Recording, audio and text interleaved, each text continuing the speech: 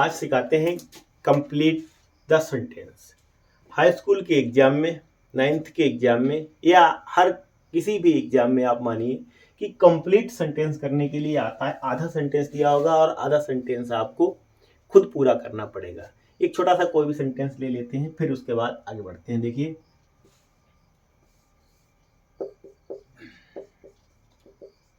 The child is weeping because. ठीक है, अभी इस तरीके से डट डट डट डट दिया होगा और सेंटेंस को आपको कंप्लीट करना पड़ेगा कि इस सेंटेंस को आप कंप्लीट करिए। तो इन चीज़ों को सीखने के लिए, इस ऐसे सेंटेंसों को कंप्लीट करने के लिए सबसे मुझे ज़रूरत होती है कंजक्शन सीखने की।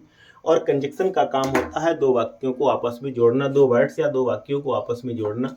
कंजक्शन दो प्रकार के होते हैं, सबऑर्डिनेट कंजक्शन और कोऑर्डिनेट कंजक्शन। कोऑर्डिनेट कंजक्शन से जो है कंपाउंड सेंटेंस का निर्माण होता है और जिसमें मैं पढ़ता हूँ कम्युलेटिव, अल्टरनेटिव, एडवर्जेटिव और इलेटिव। और सबऑर्डिनेट कंजक्शन को पढ़ने के लिए मुझे एक प्रिंसिपल क्लास की जरूरत पड़ती है और उसी के साथ इन्हें वहाँ पर जो है सबऑर्डिनेट क्लास ही बोल दिया जाता है। उसमें हम सीखते हैं नाउन क्लास, एडजेक्टिव क्लास और एडवर्ब क्लास। तो हालांकि ये थोड़ा कठिन टॉपिक है, किसी अगली वीडियो में समझाता हूँ। आज कंप्लीट द सेंटेंस सीखते हैं। तो इसमें लिखा है चाइल्ड इज वीपिंग। ऐसे ही आप समझिए, समझ में आएगा, 100% समझ में आएगा। कोशिश यही है कि समझ में आए। तो चाइल्ड इज वीपिंग, बच्चा रो रहा है। बिकॉज मीन्स क्योंकि। अब आप खुद समझ सकते हैं कि बच्चा रो रहा है, उसका यहाँ पर आपको कारण लिखना है, आपका वाक्य ठीक हो जाएगा। तो चाइल्ड इज वीपिंग, बच्चा रो रहा है क्योंकि। अब क्या कारण हो सकता है? क्योंकि he is ill. He is इल सबसे अच्छा यही सेंटेंस है। बाकी और भी आप सेंटेंस लिख सकते हैं। चाइल्ड इज वीपिंग, बच्चा रो रहा है। बिकॉज क्योंकि ही इज इल, वह बीमार है। तो ऐसे ही सेंटेंसों को सीखने के लिए एक एक करके सीखते हैं। अंटिल के प्रयोग में मैं आपको सिखाता हूं एक अंटिल।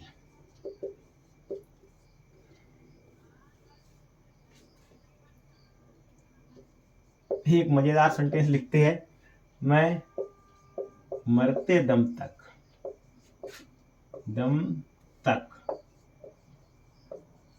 तुम्हें चाहूंगा। अरे सब गलत क्यों हो रहा है? चाहूंगा, मैं मरते दम तक तुम्हें चाहूंगा। अंटिल का मतलब होता है, ये अंटिल एक निगेटिव शब्द है। अंटिल और अनलेस ये सेंटेंस बनाते हैं, उसके बाद सिखाते हैं। तो देखिए, आई, चाहने की बात चाहे आप लाइक लिखें और चाहे आप लव लिखें, तो और चाहूंगा ये थोड़ी, अगर आप कोई भी बात अपनी जोर दे करके बात कहते हैं, दृढ़ता के साथ बात कहते हैं, तो वर्ब्स को जो है मैं उल्टा कर देता हूँ। आई और बी के साथ बिल का प्रयोग कर दिया जाता है और अन्य सब्जेक्ट्स के साथ सेल का प्रयोग कर देते हैं, क्योंकि ये सिक्योरिटी है कि मैं ऐसा करूंगा। तो आई विल, अब चाहे लव लिखें चाहे लाइक लिखें, I will love you until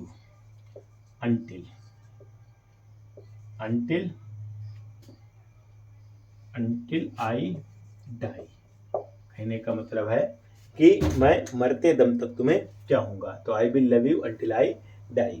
condition अब सिखाते हैं कि until का प्रयोग, ये थोड़ा अच्छा लगा सेंटेंस इसलिए लिख दिया। मैं आपको until और unless के प्रयोग में बताता हूं कि क्या क्या डिफरेंस होता है दोनों में। आइए देखते हैं।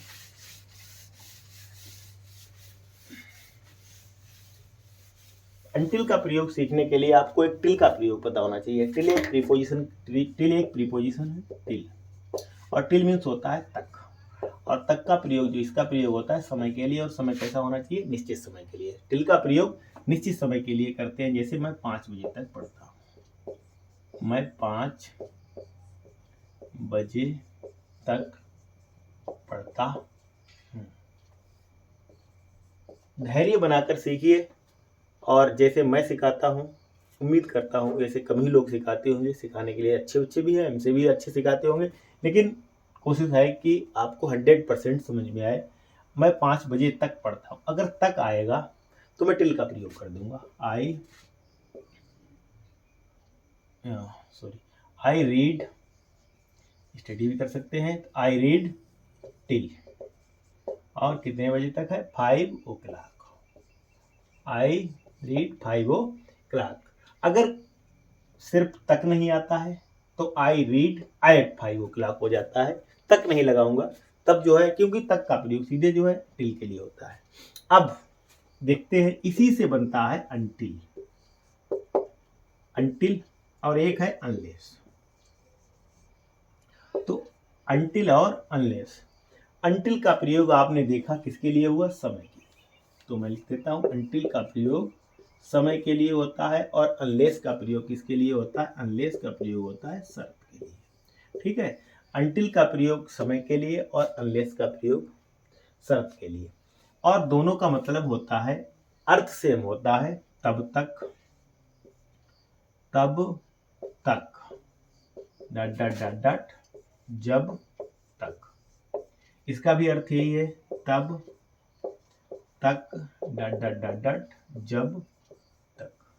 ठीक है, अब मोस्ट इंपॉर्टेंट इन दोनों वर्ड्स के बाद बात, जो इंपॉर्टेंट बात है वो ये है कि इन दोनों शब्दों के बाद निगेटिव वर्ड्स का यूज नहीं होता है, अर्थात नॉट या नेवर का प्रयोग नहीं करते हैं। हालांकि ये खुद में निगेटिव वर्ड होते हैं और निगेटिव सेंस खुद देते हैं, तो इनके बाद क्या नहीं लगाएंगे, negative word, negative word, negative word नहीं लगाते हैं, नहीं लगाते हैं। निगेटिव शब्द का प्रयोग इनके बाद नहीं किया जाता है। एक एक सेंटेंस देखते हैं, तो देखते हैं। तब तक यहीं ठहरो, जब तक मैं ना आऊं। आप समझिए और कोशिश करिए समझने की। मैं दावा करता हूं कि समझा कर के ही छोड़ूंगा। दूसरा सेंटेंस देखते हैं, तब तक कठिन परिश्रम करो, जब तक पास ना हो जाओ, सरल पास ना हो जाओ। अब देखिए, तो एक सेंटेंस में समय का प्रयोग है और एक सेंटेंस में शर्त का प्रयोग है। तो इसमें नीचे वाले सेंटेंस में क्या है, शर्त का है, आप सोच करके देखिए, और ऊपर वाले सेंटेंस में मैंने समय का प्रयोग किया है। अब कभी कभी क्या होता है, तब तक जब तक जरूरी नहीं है कि लिखा हो, इतना अगर शब्द ना भी लिखा हो तब भी कोई बात नहीं है। यहीं ठहरो तब तक, यहीं ठहरो जब तक मैं ना हूं, ऐसा भी बोला जाता है और ऐसा ही एक सब बोला जाता है, ये यहाँ पर छिपा रहता है।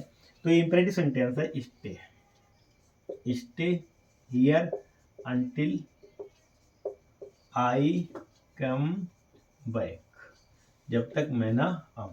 और इसमें भी कोई जरूरी नहीं है, अगर आप लिखा है तो तब भी ठीक है। कठिन परिश्रम करो, तो वर्क हार्ड, कठिन परिश्रम करो,